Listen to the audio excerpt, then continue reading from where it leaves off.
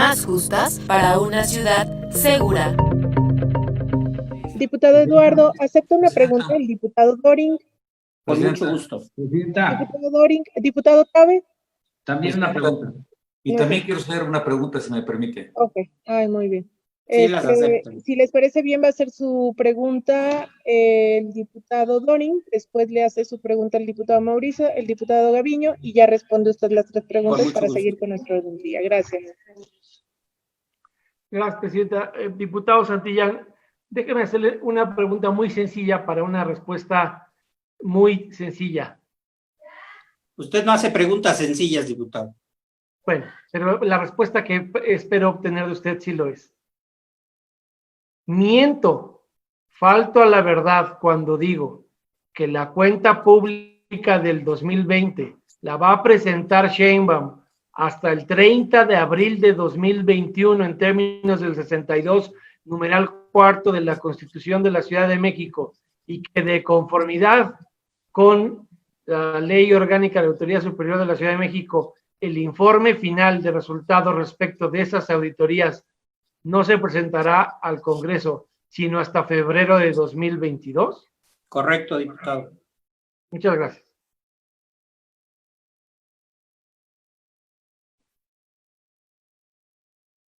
Diputado Tabe. Muchas gracias, Presidenta.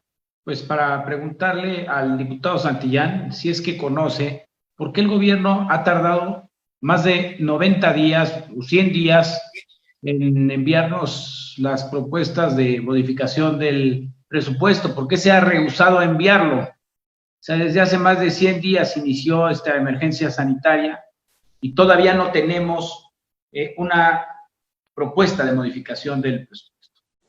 Es más, ya hubiéramos aprobado esa propuesta de modificación si nos lo hubiera enviado cuando se envió esta iniciativa, y nosotros incluso en la comisión, a través de la diputada América Rangel, ofrecimos una modificación al proyecto de dictamen para que se estableciera por ley que tuviera el plazo, un plazo de 7 días el Congreso de la Ciudad de México para poder aprobar la propuesta o las opiniones del presupuesto. O sea, que no nos tardáramos en aprobar estas modificaciones o generar esta opinión. Y segundo, ¿hace usted cuestionamientos sobre el actuar de la Asamblea Legislativa? Lo cual, pues, es incorrecto porque ninguno de los que hoy está aquí perteneció a esa Asamblea Legislativa. Nosotros tenemos toda la autoridad para cuestionar porque no participamos de esas decisiones. Gracias, diputado Tabe. Diputado Gaviño. Muchas gracias. Con la venia de la presidencia y agradeciendo la gentileza parlamentaria del diputado Santillán de aceptar las preguntas, porque yo creo que nos da luz en el debate, porque él es un hábil parlamentario, es un viejo lobo de mar en estas lides. Tan es así que pues ha sido ya también miembro de otras legislaturas, de la sexta concretamente, donde compartimos experiencias legislativas. Con ese agradecimiento, preguntarle lo siguiente. Sus compañeros de Morena y también usted mismo ha sido reiterativo en el sentido de que el gobierno, al tener la transparencia, la honradez en el gasto presupuestal, pues podemos quitar una de las facultades que tiene este Congreso. Nosotros tenemos, y considera conmigo, tenemos cuando menos 3 facultades básicas en materia presupuestal. Uno es la aprobación de los ingresos y de los egresos presentados a propuesta del Ejecutivo. Es una facultad que bueno, pues solo faltaba que a alguien se le ocurriera a ustedes quitarla para que ya acabemos de una vez con esta situación.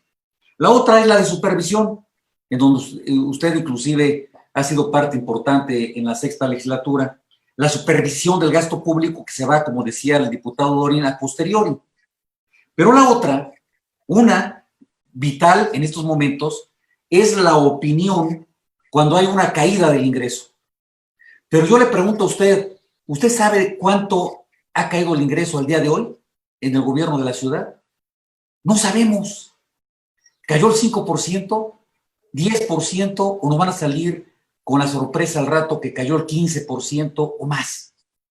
O sea, ¿no le parece que cuando menos por un interés muy importante desde el punto de vista parlamentario, saber con precisión cuánto cayó en enero? Sabemos que cayó el 3.1% de enero a marzo, porque eso es lo que ya comentó el gobierno de la ciudad, pero no sabemos cuánto ha caído. Y la pregunta concreta que yo le hago a ¿usted sabe cuánto cayó el presupuesto? Porque si no lo sabe, lo debería de saber con esta última facultad que nos están amputando, que es precisamente la de dar opinión, porque para dar opinión nos tienen que dar toda la información para que nosotros opinemos, pero si nos quitan la facultad de opinión, ya ni siquiera nos van a informar a priori, no a posteriori, que a posteriori es la supervisión del gasto público. Por su respuesta, muchas gracias. Gracias, diputado Gaviño. Adelante, diputado Eduardo. Con mucho gusto. Pues en primera instancia yo diría que pueden existir en el actual esquema. Por un lado, hay que recordar que hasta el 5% de modificaciones al presupuesto, la jefatura de gobierno no tiene la necesidad de informar ni de pedir opinión al Congreso. Que cuando se llega hasta, incluso ahí hay una imprecisión desde mi punto de vista en el actual marco normativo, porque actualmente se señala que cuando llegue al 10% o rebase, ¿sí?, el presupuesto o rebase el 10%, la jefatura de gobierno deberá de solicitar al Congreso o deberá de informar al Congreso la modificación y dar cuenta de esa misma. Ahí tenemos efectivamente incluso un vacío legal, porque el actual marco normativo habla cuando se rebasa el 10%, pero no establece ningún límite de ajuste presupuestal. Entonces, ahí hay una mala redacción porque parte precisamente a partir del 11% y prácticamente hasta el 99%, y es un instrumento que actualmente existe y está vigente. Que si en estos 100 días se podían haber hecho los ajustes presupuestales, yo en lo particular creo que sí, creo que hay incluso una gran disposición en las diversas fuerzas políticas a que se pudieran hacer ajustes presupuestales. Ahora bien, ¿cada cuánto tendríamos que estar haciendo ajustes presupuestales? Y ahí es en donde creo que, respondiendo también un poco la pregunta del diputado Gaviño, creo que, por un lado, a partir de ciertos periodos es en donde podemos establecer cómo ha disminuido la recaudación o los ingresos, y al mismo tiempo que se tengan que estar haciendo estos ajustes prácticamente día a día. En la medida en que disminuyen los ingresos y en la medida en que se tiene que hacer una adecuación al presupuesto de manera permanente, porque ni siquiera estamos hablando aquí de un tipo de contingencia como incluso podría ser el sismo. Prácticamente en el sismo podemos tener, incluso a partir del primer diagnóstico, sabemos la magnitud del fenómeno al que nos enfrentamos. A partir de esto, no es posible determinar la magnitud de la contingencia sanitaria, porque día a día nos va modificando la contingencia.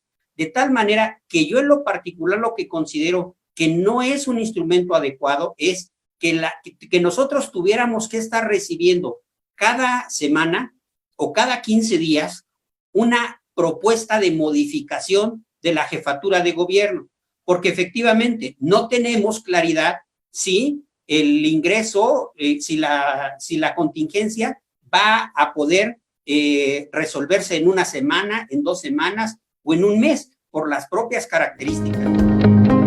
Leyes más justas para una ciudad segura.